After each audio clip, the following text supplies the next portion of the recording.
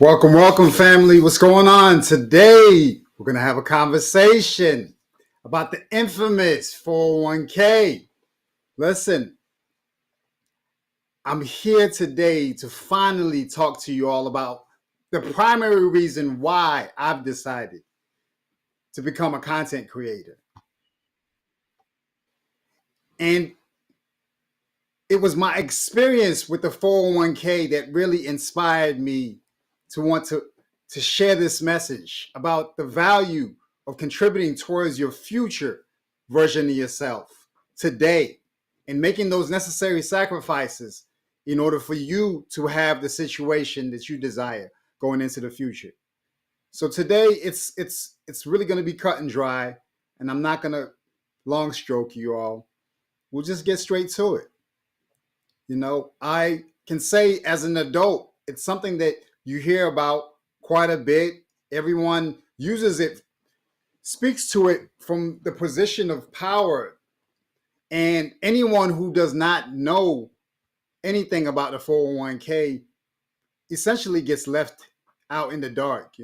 So today, I'm hoping to clear up any potential misunderstandings. I'm not a finance professional, but I'm going to do everything I can to share with you free information that's available to you and I that essentially tells us what we can expect from a program, a retirement program such as the 401k, who can contribute to it, the pros and cons, the limitations, and potential legislation that's in place that's going to actually benefit the future version of you today.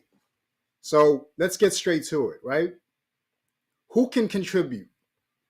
Who can contribute towards a 401k, right? The people who can contribute towards a 401k are employees of companies that offer 401ks. And what happens is the plans allow the employer to choose the specific plans that are available to you, and you choose to contribute a portion of your salary to the plan, right? Now let's cover the pros and cons, right? So some of the pros of using this retirement program today towards your future version of yourself as such, right? You get an opportunity to make contributions on a pre-tax basis. That means that your contributions are made with pre-tax dollars before the taxes are taken out, right? And what this does is it allows you to potentially change your tax bracket. So let's say, for instance, and I'll show you. Let's here we go right here. So let's say, for instance, let's say you're in this tax bracket right here. All right, let's hide this right here. Struggle streaming, right? So let's say, for instance, this is the value of using a 401k today, right? Let's say, for instance, you are being paid $170,000 annually, right? If you're being paid $170,000 annually, the monies that you contribute towards a 401k, if they're pre-tax dollars, they have the likelihood of you actually being charged taxes based upon a lower salary than $170,000. So as you can see here, just a quick rundown of how tax brackets work is the tax brackets are not a straight line system. Essentially, it's like a tier system, right? So for every dollar that's increased, there's a certain amount of tax implication that's associated with the increased value, starting here at 10,275. At 10,275, your dollars are being taxed at a 10% rate, right? And everything over and above that 10,275 is now being taxed at a rate of 12% all the way up to $41,000, right? So at 41,775, now you're being taxed those dollars from the 10,000 all the way up to 41,774. Those are being taxed at a rate of 12%. Everything over and above that is being taxed at a rate of 22% from 41,775 all the way up to 89,874, right? At 89,000 at 89,875, those dollars are then also taxed at a 24% rate, right? So it's a tier system. So it starts at 10%, and then it's an additional 2%, and then an additional 10%, and then an additional 2%, and then an additional 8%, and then an additional 3%. That's at 35%, and then all the way up to 37% here at the very top when you're earning as a single person $539,000 and $539,900. That's how our tax system works, right? So we can say that the benefits of contributing your dollars towards a 401k allow you an opportunity to reduce your taxable income based upon the theory that you're using your pre-tax dollars in order for you to have a reduced exposure to your given tax bracket, as I've just demonstrated to you all before, right? So the other pros are that employers may have an opportunity of making matching contributions, which also help you save towards your retirement. So let's say for instance, you are only able to contribute 6% and your company has a matching 6% requirement. If you're contributing 6% of your salary towards the 401k, your employer then also will say, we'll match your 6% contribution and we will also put 6%, allowing you to have a total of 12% of your salary that's going towards this 401k, right? Another pro is that you have an opportunity for some plans to allow you to invest in different investment options, right? Now, what it does is it allows the account holder to diversify the investments. So it could be everything from a target date fund to index funds, which are the ones we strongly recommend. Take a look at the index funds because index funds are historically known to charge you a lower expense ratio. And you can take a look into retirement accounts and the implications of expense ratios up against the funds that you have invested. So my primary goal is not to act as an advisor, but it's more so just to be like a sign holder and say, hey, look, take a look at this, look this up, and then create an opportunity for you to become educated. That way you can have pointed questions that you would ask your tax strategist or your financial advisor, right? So those are the things that you have an opportunity to experience various different investing options. And these are things that are typically selected by your employer, right? The other pro is you have an opportunity to be exposed, like I said before, to greater opportunities for flexibility in as far as contributions go. They have situations where you can make your own self-elected contributions towards your 401k, but then there are also opportunities for your company to actually make automatic contributions towards your 401k independent of what you actually are contributing yourself in the form of a safe harbor account, right? The next pro we're covering is that employees may contribute more to the plan than the IRA, right? An IRA has a maximum limit of $6,500 that you can contribute towards it.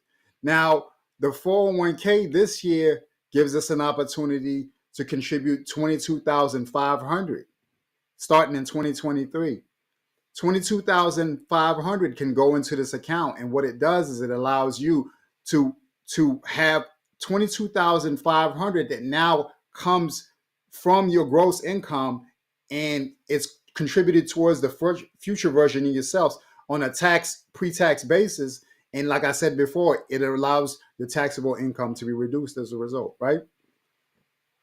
The next pro that we have is that it gives you an opportunity to serve as a good plan if cash flow is an issue, right? So let's say you're maybe not the most disciplined person in the world. What it does is it can create like an automatic environment for you where you're not specifically focusing on the dollar for dollar contributions that you're making, because it's something that's happening pre-tax before you have an opportunity to decide whether or not it goes to this or goes to that. So if you can just tell your mind that these are things that I will need in the future, there are opportunities for me to potentially use these funds if I have opportunities in the future where something like this will prove to be beneficial. It's better for me to do something today as opposed to me not being in a situation going into the future.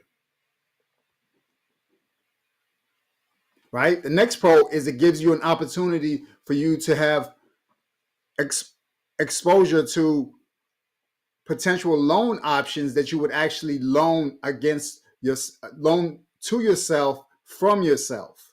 Now, they're not always free, the opportunities for you to receive a loan, but they are essentially like a loan against yourself. Now, the negative implications of that is that you are now taking money that you would be otherwise working for you in the marketplace. Now you are using it in order for you to potentially pay another debt. Hopefully, the goal is not for you to be using it on anything frivolous.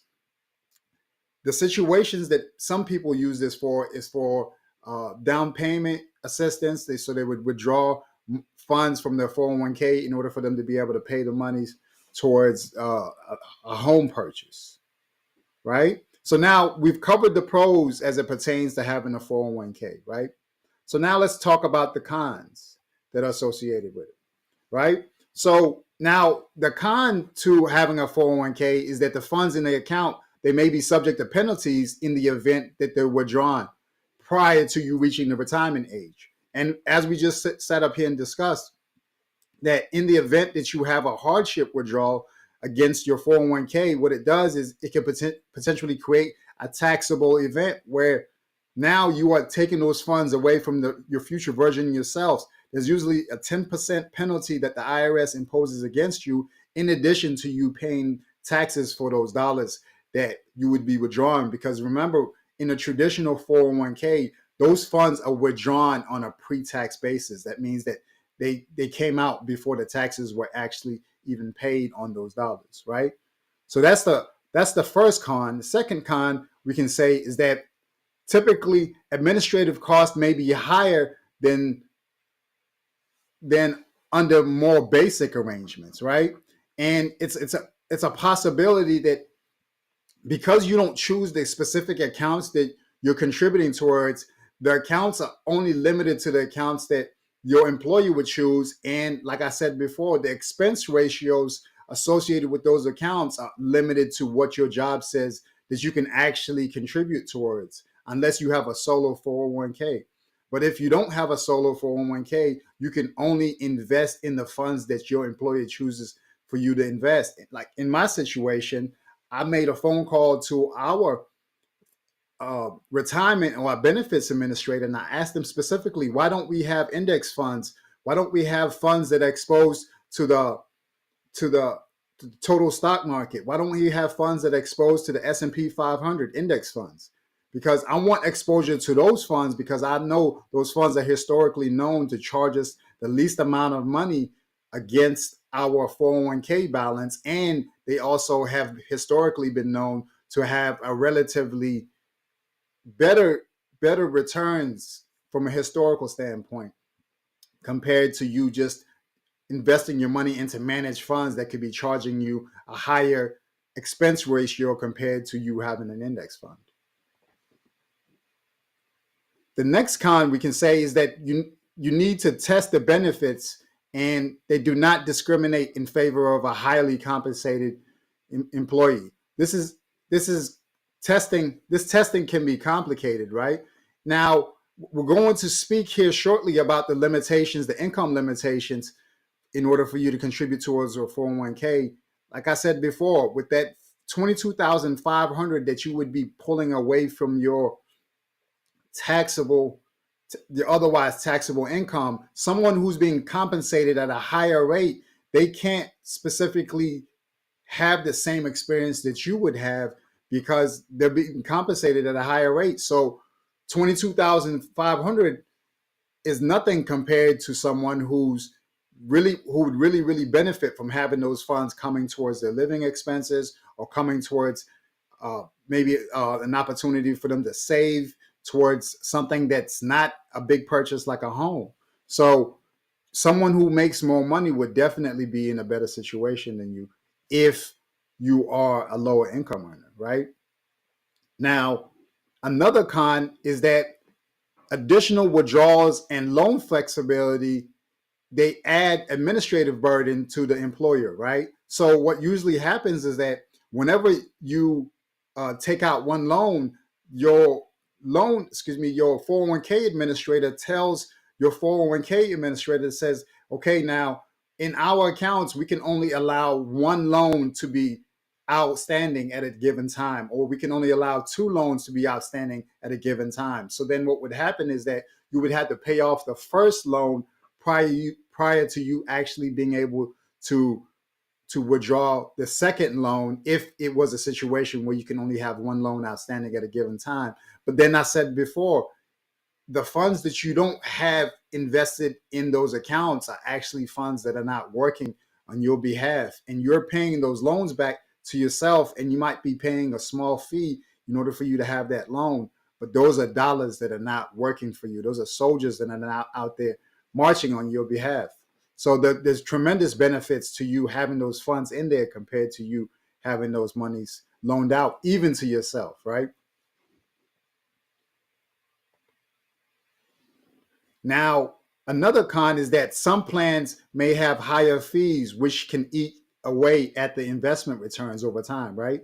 So we said that index funds are historically known to charge you a fractional rate compared to what you would be charged with a managed fund. Index funds, they tend to mirror either the total stock market, or they can mirror the top 500 companies in the entire country, or they can follow another index.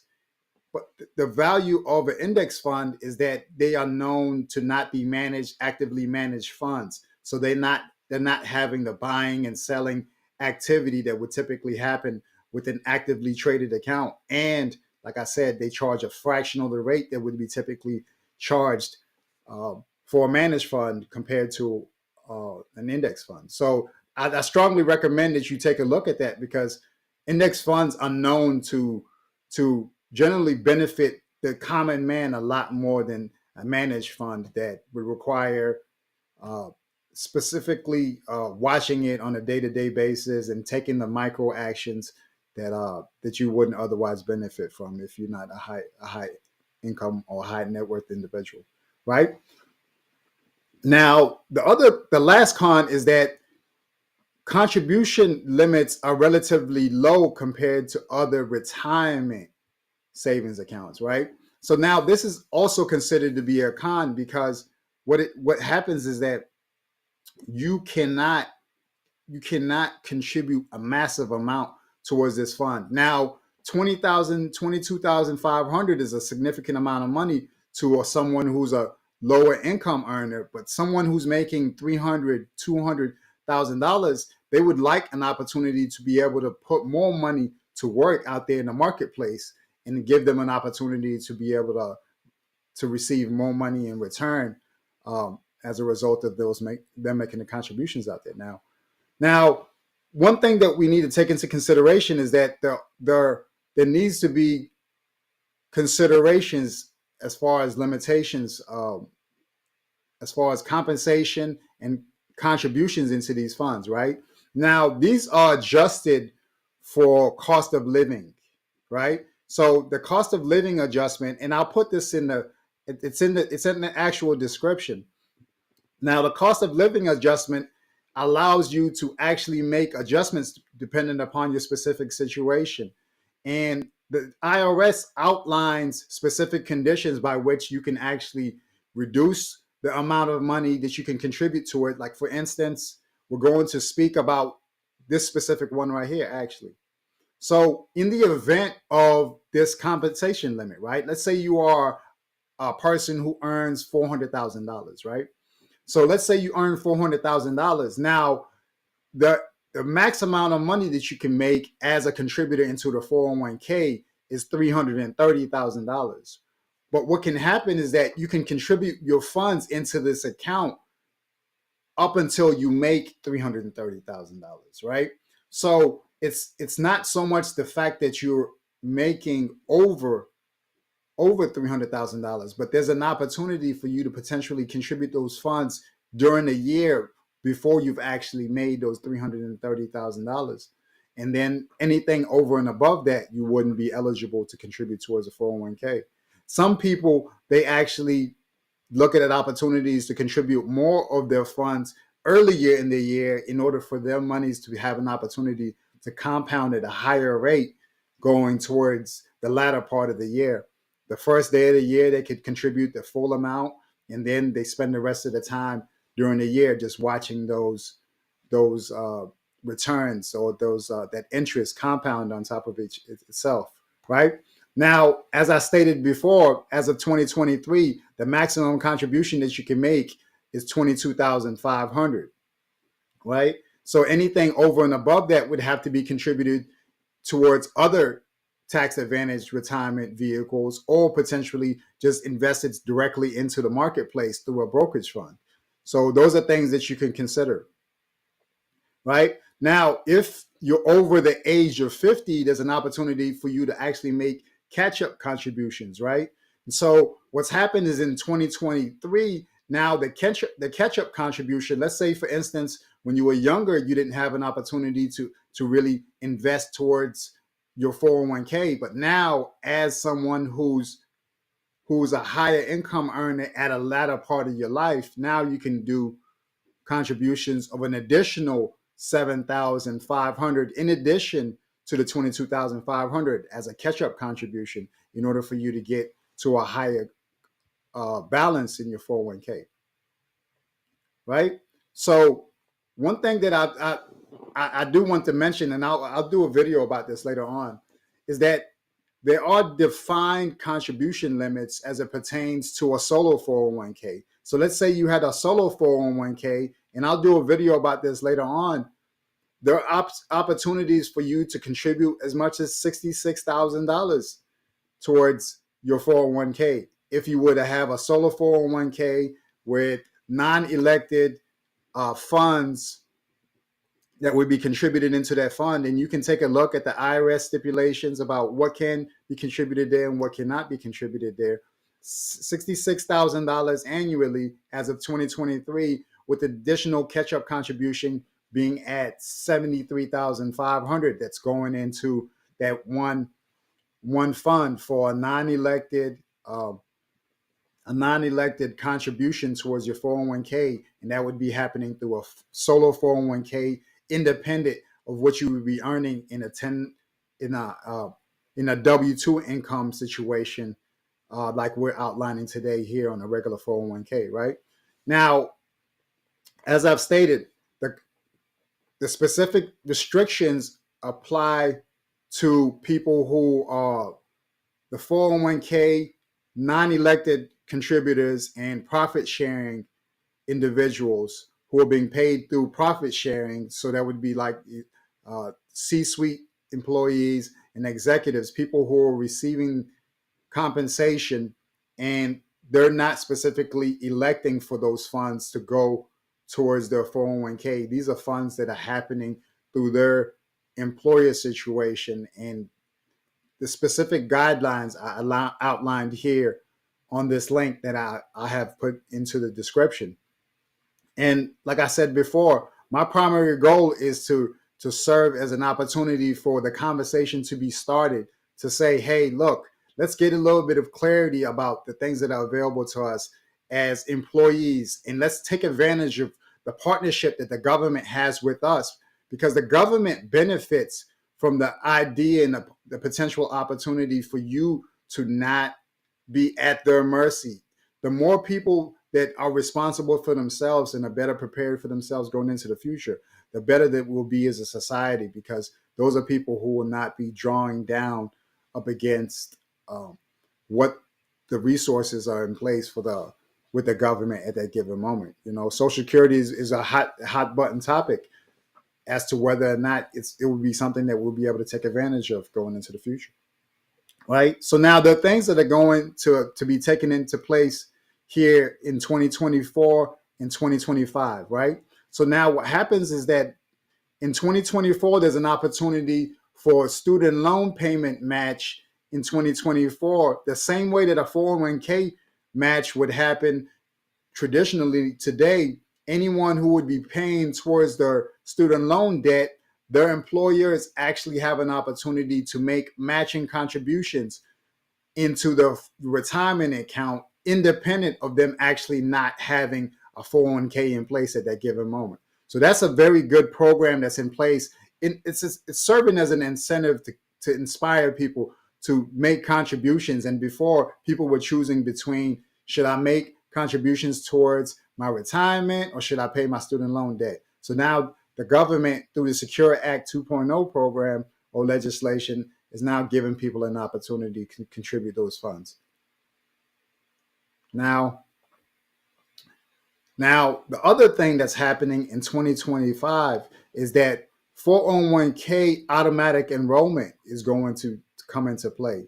Now, employers will have an opportunity to automatically sign people up to contribute 3% of their salary towards a 401k or 403b, right?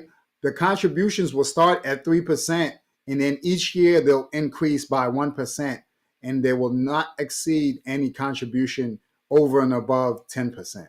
Now, this is something that's important to really understand as companies are now seeking to deploy automatic enrollment. People could find themselves easily in a situation where they're contributing more towards their 401k than they intended to. So that's why it's important to put yourself in a situation where you're earning a sizable income, or an income that you could be safe in allowing those 3% or 4% or 5% to go towards your 401k, and you're not going to be in dire straits as a result of those funds not coming to you as a net payment, right? So that concludes the things that I wanted to cover as it pertains to 401k. Now, what I'd like to do is I'd like to see if there are any questions that we have in the chat. If there's anything anyone would like to say, I'd like to say, salute to Peter Investor M for coming through. He's our resident finance gent. Salute to you, Peter Investor M. Salute to First Gen Corporate. You know, he's also a gentleman that values that people take advantage of the opportunities today going into the future, prioritizing the future planning, and taking advantage of opportunities for you to make investments today towards your future. You know, I mean, if you think about it, what we're going to talk about going into the future is a Roth 401k. Now, this is something that is relatively newer in the conversations. And the benefits of the Roth 401k is that you can actually contribute funds into a retirement account with after-tax dollars. And what happens with that, you would pay your taxes on the funds, and then you would make contributions, and you would pay your taxes based upon your tax bracket today.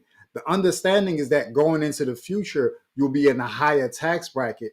And the benefit to you going into the future is that if you pay your taxes today, then the opportunity for you to see increases in those funds will be nothing but an upside, because now you won't have to worry about having to pay taxes at a higher tax bracket on the back end as you would now at a more humble position at a younger age. So I can say that there's tremendous value in you taking your humble self today, paying those taxes towards that humble version of yourself, and then going into the future, hopefully you'll be in a higher tax bracket and you won't be worried about figuring out ways for you to not pay as high of taxes, or to pay at a lower tax bracket going into the future. All right, so let's see. All right. So I want to say salute to the young investor. Appreciate you coming through. Now I know this is something that you value. I've seen you on multiple panels discussing the value of you being a young man. And man, I wish when I was 18 years old, I would have taken advantage of the opportunity for me to reduce as much of my income as possible. 18, 19, 20, 22, 25 to reduce my taxable income based upon where I was at back then and then create opportunities for myself going into the future. Even if I was to roll over those funds from employer to employer, I would have loved to be in position because I can sit up here and look at my coworkers and people who did take those actions. They're not worried about their future as much as someone who had to live and survive just strictly off the funds that they were making. People who have a nest egg or have an opportunity to access funds in the event that they need to have a transaction for a home purchase or whatever have you, there's this certain amount of security that you end up having whenever you've made those concessions and considerations compared to someone who has nothing going into the future. Because who knows how much our lifestyle is going to be in the future, right?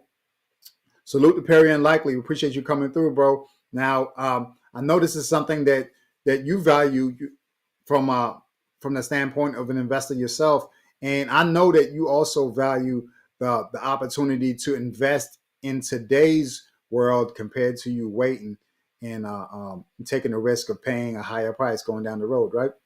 Now, first gen corporate, what's he say? Right? He says talk about the penalties more, right?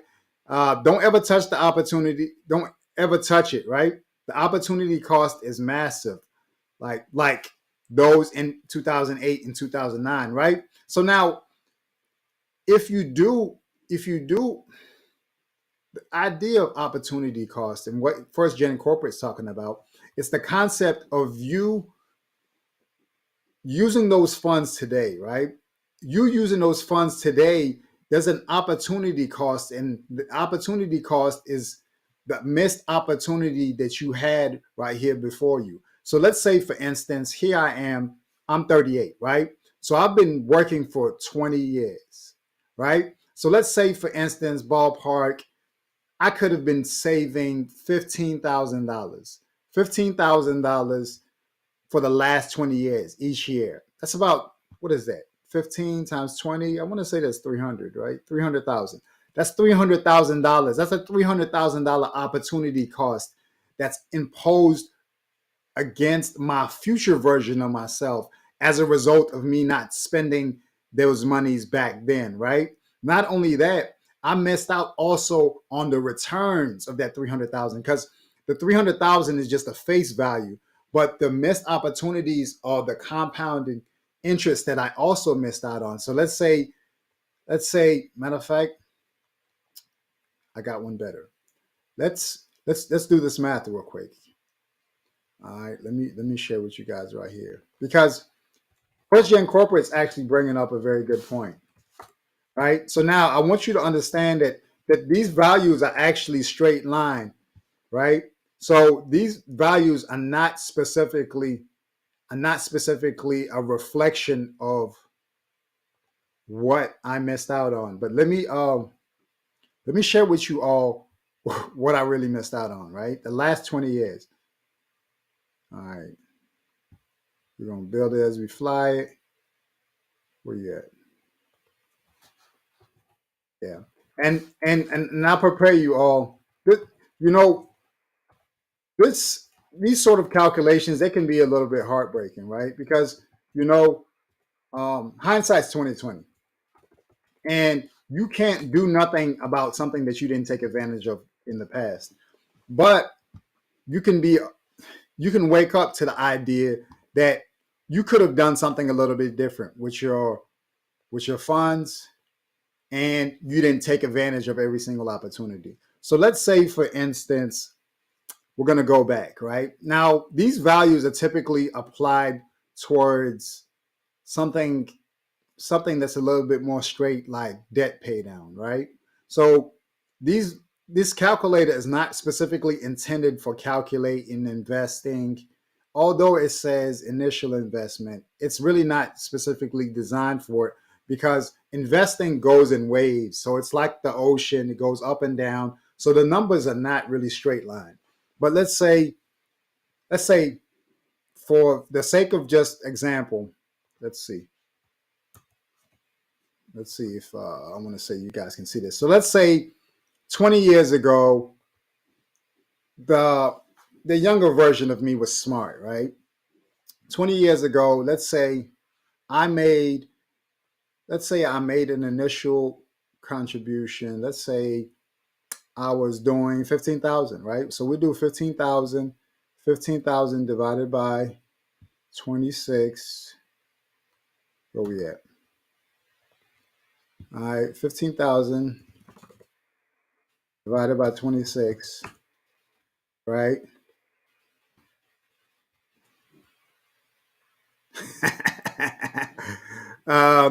So here we go. We got Chose. We got Chose in the chat. We got Chose in the chat. So here we go. Look. So 15,000. Let's say I was smart. 20 years ago, man, I was bright and I had it. I had the vision in mind and I said, look, okay, how can I prepare myself going into the future? So 20 years ago, what I could have done, and I said to myself, okay, let's see. Let me make sure I did my math right. So I said, okay, oops. Hold on. We're building every flight. I am C student. Gotta make sure I did the math twice. All right, here we go. All right, so let's say, for instance, my initial contribution the first month, right? 20 years ago, the first month, I put $567 into my investment account, right? Let's say I had an older man, he was speaking to me and he was saying, look, young man, what you need to do is you need to take out the time to really understand that you're not getting any younger, right? The earlier that you contribute towards these funds, the better your opportunity for you to actually get returns on the back end, right? So he's in my ear, he's coaching me, he's saying, listen, invest in index funds. And this is an index fund that you can take a look at. These are the potential returns that you can have, right? Let's say I was lucky and I had him in my ear, right? So now we're going to say the initial contribution is $576,000, right? Now, like I'm being disciplined, right? Let's assume that I'm being disciplined. So I'm going to continue to invest 500, 576, $577 in there monthly, right? Let's say we're going to do it for a year, right? So we're going to contribute for a year. The amount of time is going to be 1 year, right? So it'll be 1 year. Let's say the interest rate, just for the sake of calculation, interest rate is going to be 8%, right? Now we're going to say that the interest rate could bounce between 5% on the bad end or actual 11% on the good end, right? So now we're going a variance of 3. Let's pull this up, right? Variance of 3, right? Let's say, for instance, that our money compounds, and that's interest on top of interest, is compounding. Let's say it's compounding once a year, right? This is only 1 year calculation, right? So if we were making these contributions, right, it's only compounding once, right? So we can say that my contribution, hold on, my monthly contribution time, hold on, something's not right. My monthly contribution is actually, I'm wrong, hold on. My monthly contribution is actually twice this right here, right? So this value is based upon what I get paid every single week, right? I'm getting paid 26 times a year. My monthly contribution is actually 1,100 because I'm super disciplined, man, right? I'm eating ramen noodles, rice and beans. I'm bringing food to work, and I'm really disciplined. I had this old head tell me, he said, listen, man, put your money into these funds right here, right? Let's say I was lucky, and that's like a gold mine having that opportunity, right? Let's say that money is compounding once a year, right? So this is money. This is my interest compounding on top of itself, right? I'm having some rebellious energy over here. All right, but This guy is being rebellious. All right. Anyway, so we're going to get back to that. I don't know what's going on. All right. So compounding every year, right? Back to our calculation, right? So now 14,400 after 1 year, right? So let's say it was just compounding every year, right? Let's say I get lucky and I put my money into a fund that actually compounds more than just one time a year, right? Let's say I put my money into an account that compounds twice a year, right? That's just only 1 year of contributions, right? So if it was only compounding once a year, I'd have 14,449 in there, right? But let's say this money is compounding twice a year, right? Just it compounding twice a year, it's an additional 200, it's an additional about $237, right? 237 additional dollars as a result of it compounding twice a year. So that says that the interest, right, up until half the year now compounds on top of the interest on the latter end of the year, right? Let's say I get lucky.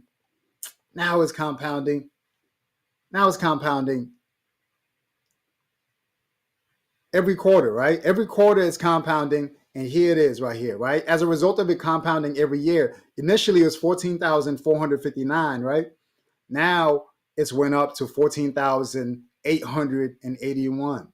Now remember, guys, I have not changed how much I'm contributing. I'm still contributing the same exact amount of money, right?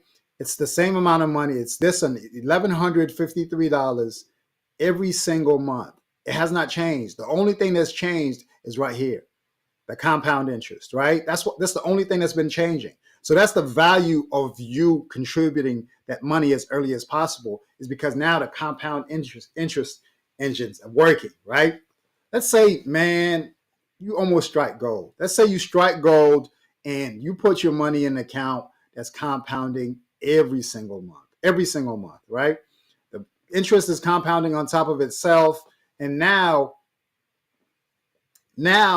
after 1 year, you have $14,979 in that same account. Now we're going back to what I said earlier. Remember, it's the same amount that we're contributing here. And my initial investment was that $577. And I was lucky I had an old head, and he told me, young buck, listen, man, just put that money away. Just tell yourself you're going to put this money away. You put this money away, right? So after 1 year compounding on a monthly basis. Now, let's say, for instance, let's see. Remember, those contributions, let me see. Those contributions,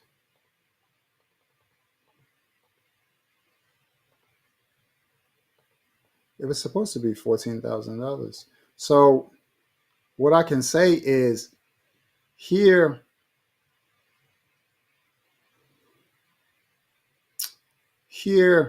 we have to leave room, as you can see right here, right? So right here, this is compounding monthly because you got lucky, right? But you need to understand that it's either, it could be as high as 11% or as low as 5% that you're actually getting back, right? Right. So let's say, for instance, we're going to go back, right? Let's manipulate these real quick. This is where it starts to get depressing, right? Let's say that, all right, after 1 year, we calculated this right here. Bam. Bam. 14,459, right? You'll have, after 1 year, that's how much you'll have. Bam, right? Straight line, right? Now, at 8%, 14,459. At 5%, you'd have 14,441. At 11%, you'd have 14,476, right? So those are the three different numbers that you could have. Let's say I get lucky, man. Old head told me, he was like, man, look, listen, young buck, just commit 20 years, man. 20 years, you just put this money in there, man. Let's say it's compounding annually, right? So 20 years, I was wrong, right? So I said 300,000, right? Now I did the math. I said 15,000 times 20 is $300,000, right? So the money that I would have actually put into this account right here is actually $300,000. But what I can say is the rule of 72, as Peter Investor M is saying here, the rule of 72 says that, matter of fact, let me just pull it up for you guys because it's a lot better for, look, I'm a C student, guys. I don't need to sit up here and try to sell myself as an expert. Let's say right here, right? This is what the rule of 72 says. Rule of 72 says it's a shortcut rule of thumb used to estimate the number of years required to double your money at a given annual rate, right? Right? T is equal to 72 divided by the interest rate, right? So that's what Peter Investor M is referring to, right? So after 20 years, with the compounding interest, compounding annually once a year, you would have $635,000 in there, right? $635,000 in there, and that's an 8% return, right? Let's say you had 11% return. Look at those numbers. If you had 11% return, that's 892, right? If you had 5% return, this is super conservative. You would have an additional $150,000, $159,000 in there over and above what you actually contributed, right? So this is the value of compound interest, right? So this is me at 18 right here. 18, 19, 20, 21, 22, 23, 24, 25, 26, 27, and so on, right? This is me growing up. I'm growing up. So here I am right here at 28 years old. I have about $200,000 into my account, right? I'm 28 years old. I have 200,000. Now I have some options. Now I'm focused on figuring out ways for me to optimize and strategize my future situations in order for me to create more vehicles, more monies out there working on my behalf, because money doesn't need to go on break. It doesn't need to have a baby. It doesn't need to be on vacation. It doesn't need to take care of grandparents or in-laws or anything like that, right? So here I am, 30 years old. 30 years old, you could have maybe $260,000 in there. And so here we are maturing, right?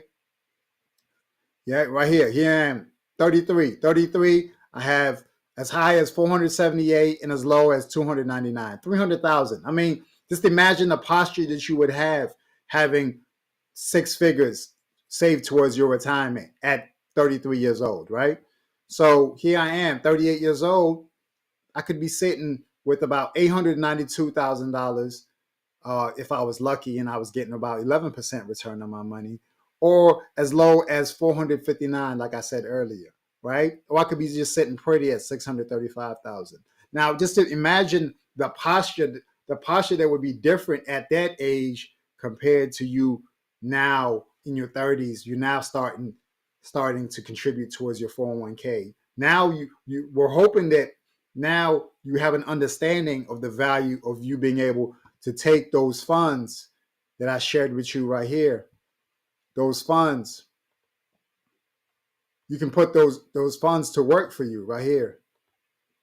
That $22,000, you can put those funds to work, because now it's going to contribute towards lowering your tax bracket. Now you have an opportunity to lower your tax bracket because now you're strategizing. You're telling yourself, hey, what are some other ways, tax advantage accounts that I could invest in, that create opportunities for me to invest my money towards the future version of myself? And you just become laser focused. And what happened with me was that my contribution to my 401k created this environment where I said to myself, man, I need a community of people who share the value of investing into this sort of account. I want to be around people who see value in them investing today into the future version of themselves and figuring out ways for them to do some other strategies that optimize and put them in position for them to take advantage of the opportunity to invest and reduce their taxable income, because the government makes these things available to us. You can go on the IRS website and see all sorts of different opportunities for you to reduce your taxable income. But it just pays for you to know the information and for you to be able to speak to financial advisors, to be able to speak to your tax strategist about how you can create opportunities for yourself to reduce your taxable income, right? So those are the things that I think that are really important. And I think that all it takes is for you to know that the opportunities are there. And I was hearing about this and I said, look, how can I at least test it for myself and see, hey, if I'm not a believer, after I contribute my max into my 401k, if I'm not a believer, then I won't tell anyone else about it, because I've seen myself that it doesn't work. But that's not what happened. What happened was that I saw my taxable income drastically decrease as a result of my contributions, and I started to notice the posture that I had as a result of me being positioned going into the future, and I was no longer stressing about like the small things. And so this is just one vehicle that we're talking about. Next, we'll be talking about the Roth 401k and the value, like I said earlier, of in contributing towards a Roth 401k as opposed to just a traditional like we're talking about today, right? So the next video, we'll be talking about that. And if there are any other tax advantage accounts that you all would like to talk about, I'd be interested in doing that. And like I said, I'm not an advisor. All I can do is just share with you information that's readily available to you here on the IRS website. You can look on the description and see all the different resources that I use that are actually from the IRS website where they spell this information out. It's not you going to some guru, some person that says, hey, I was told that I can deploy this strategy. The IRS themselves are actually saying, hey, these are things that are available to you. All right. Salute to Tam. Appreciate you coming through. Listen, I can't, no, we can't take the shirt off, because today we're talking about the money, we're here to talk about the 401k and creating vehicles for people to actually invest into the future version of themselves, whether it be real estate opportunities or potentially creating opportunities for them to roll these funds from one employer into an IRA. There's all sorts of different opportunities that you'll have. But if you don't contribute the funds today into those funds, you'll never have those as options, right? So salute to a generic commentator. And like I said before, salute Peter Investor M for bringing up the conversation of the rule of 72, right? Right. So, like and subscribe, and like and subscribe to the channel, and that's what I wanted you all to hear about. And like I said, these are just very simple concepts that are centered around the 401k. It's one tax advantage account that you can contribute towards. The significant other ones, or the additional other ones that could potentially benefit you in other ways. But if you don't know about them, or if you have no interest in reducing your taxable income, it does not really benefit you, right? Right? If no one has anything else to say, what I can do is I can drop the link in case anybody would like to, come up on the panel. Otherwise, we will wrap up.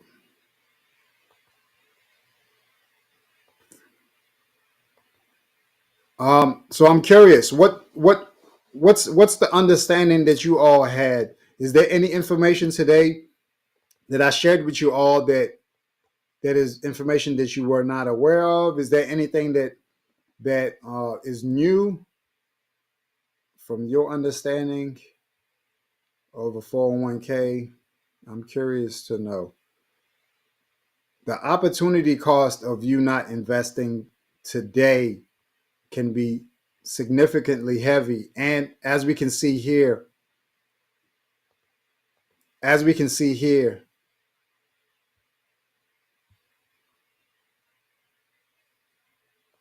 here,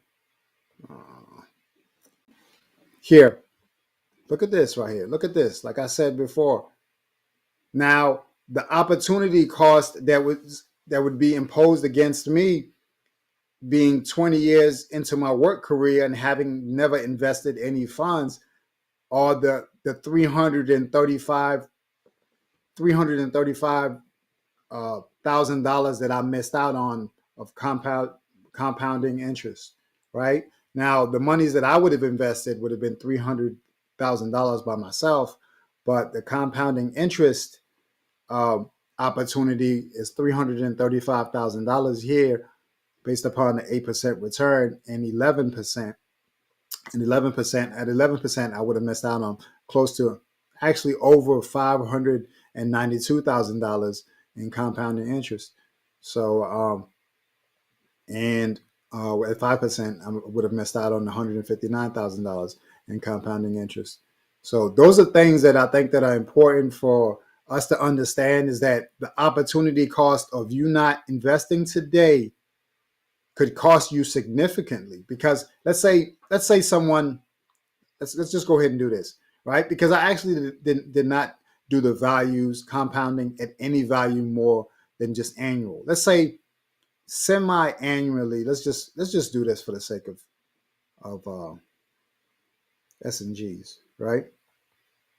Right? Let's say those funds were compounding twice a year, right? Look at that.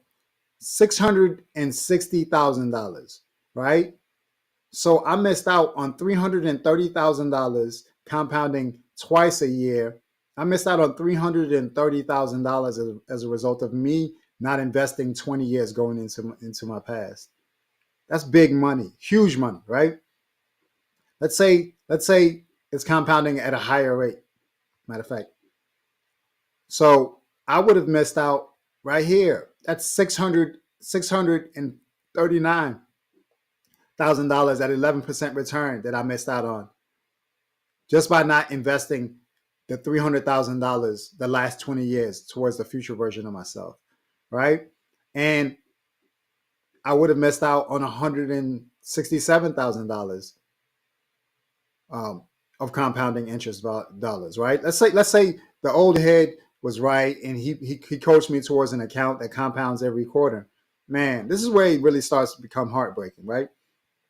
The same amount of money, $300,000 contributed over the last 20 years. And now, because it's compounding every quarter, now it's $673,000 that I could potentially have.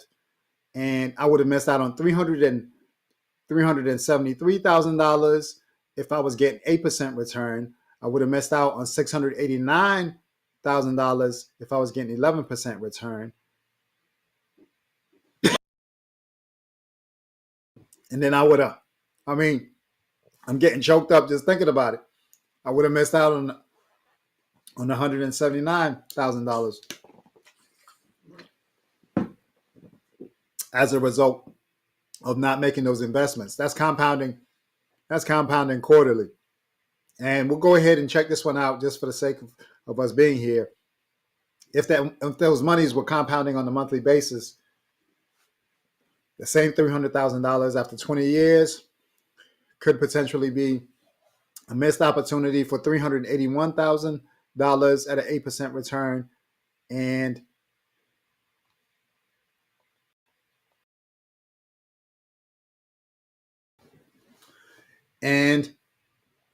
here, you would have missed out on $700,000 if it was compounding monthly, $700,000 if we were getting 11% return, and then we would have missed out on $175,000 if we were getting $175,000 in returns. So this is the value of compounding interest right here, is that it changes the math depending upon how often the money compounds, right? I don't really need to do daily, but I mean, just to show the numbers, it would just change it by what looks like $5,000 if it was compounding daily. and then you just see the values continue to go up. So it's important to just understand that there's tremendous value in you seeking opportunities for you to invest towards the future version of yourself today, because you never know what opportunities you'll have access to going into the future. So it looks like we don't have anyone coming up. We'll go ahead and close. Appreciate y'all coming through. It was really a pleasure to have an opportunity to discuss this. This is a topic that's been really, really important to me. And this has been the primary reason why I've come to this community. And to me, to see things like this, the missed opportunities to invest, it's heartbreaking, but it's only heartbreaking if you don't continue to take any action going into the future. So I can say that it's important for you to come here and for you to learn. And then the primary objective is for you to take the information and take action based upon the information.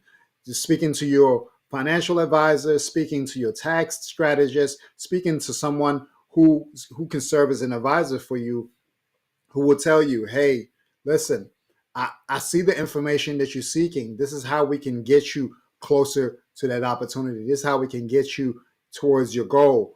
But missing out on opportunities for you to earn money based upon today's tax rate, based upon today's earnings, is great if you actually take action. If it just serves as just information and you don't take no action, it's of no benefit. So for me, it's been a tremendously inspiring journey for me to really understand the value of learning how I potentially can reduce my taxable income as a result of a 401k vehicle. And it just creates more opportunities for me, and I'm rewarded going into the future.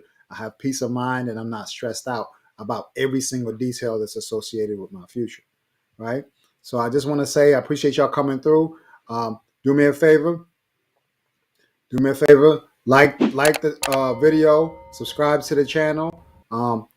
Leave down in the comments if there's anything that you'd be interested in hearing about going into the future. I want to continue to cover tax advantage account or opportunities for us to invest our monies going into the future for our retirement, because there's no way we're going to be any younger. We're going to have an opportunity to invest any dollars. You can't beat compound interest. There's nothing that you can do to beat compound interest. So it's best for us to take advantage of the opportunity to invest today into the opportunity going into the future. What does Peter Investor Am says? It's always important to understand to yourself. It is always important to understand for yourself. So what happened to Usain Bolt doesn't happen to you. Exactly, right? You don't want to be at the mercy of an advisor or someone else who's serving as an expert. You want to be the person who's observing other people who are managing your accounts, and you don't want to be at the mercy of potentially a crooked advisor. You want to be able to manage them and observe them.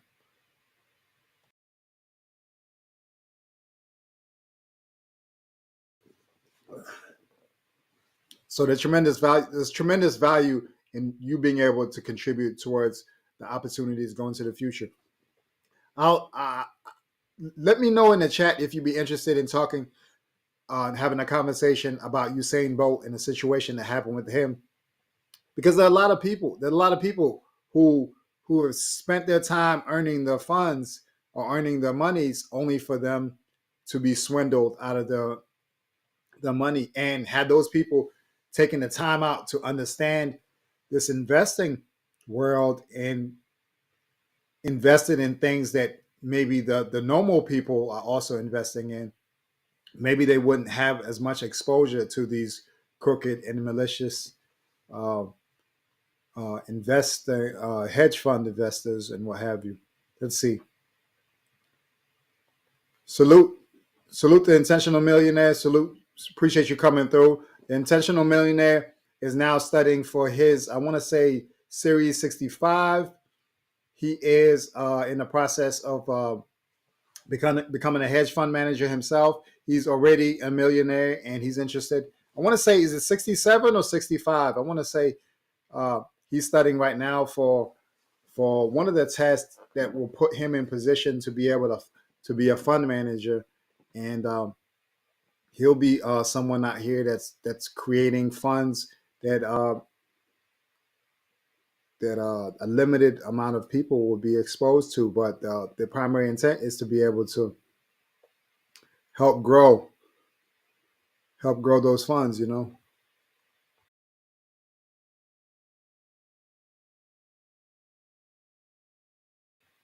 He says Series 65. He said the Series 65 is what he's studying for. So yeah, so I was right. Series 65, right? What is iPet iPet Eagles, right? It says lead your own investing thesis, in my opinion, right?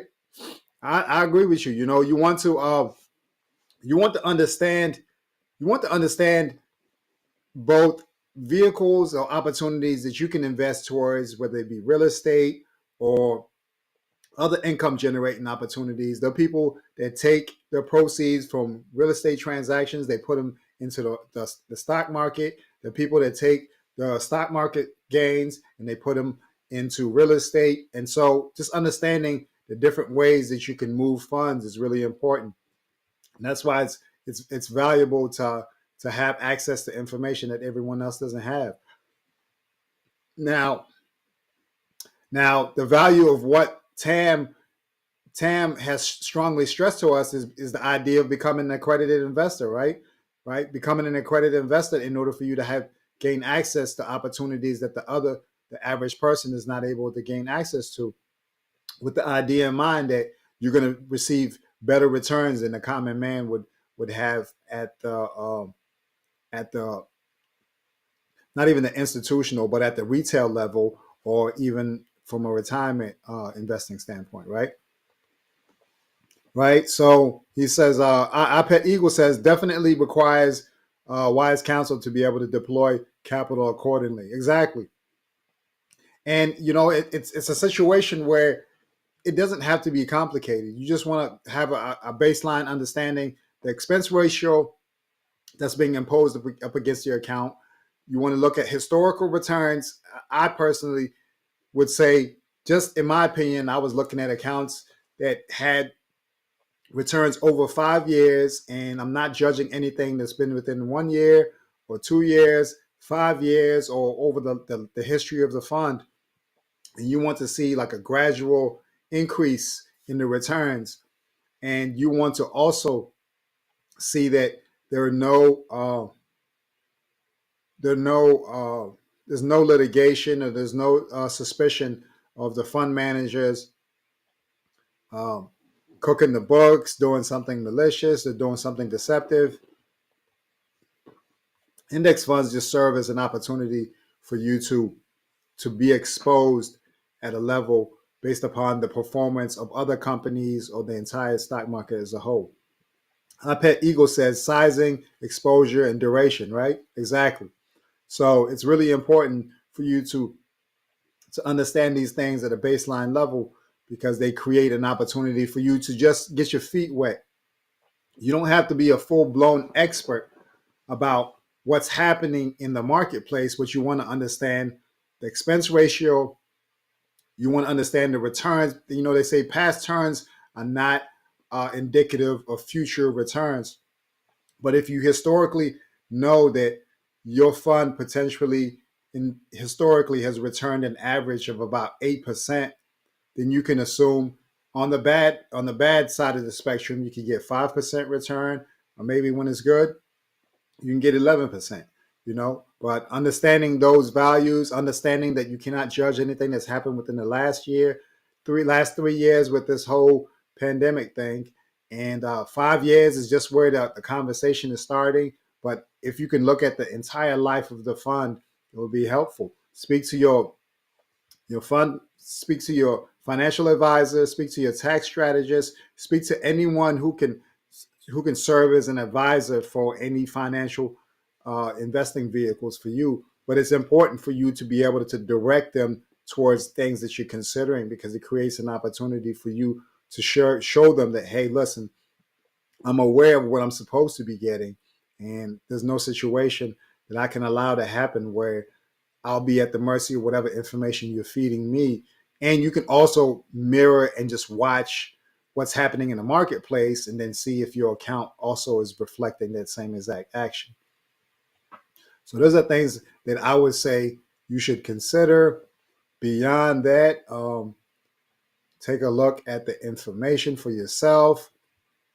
In the description, I've listed my sources. The IRS has been my primary source, and they usually do a really good job of giving you the rules, giving you an overview of what's available to you, and also potentially giving you some examples of some scenarios where these benefits are being taken advantage of. And they can say, "Hey, John was earning this much money, and he wanted to contribute a certain amount of funds towards his 401k, and then he also had this other opportunity. He wanted to contribute a certain amount of funds towards a solo 401k." So then they can give you some scenario based examples, because just to give you straight information can be a little bit confusing.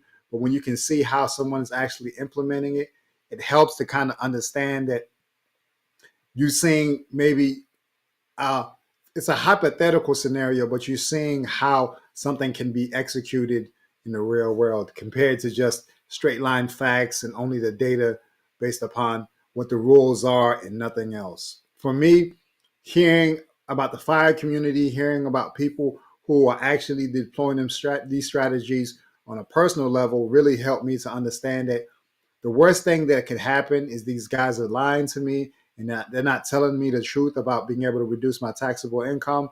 And then I won't be able to be an advocate or say anything positive. But the best case scenario is that I am a beneficiary of what they're saying.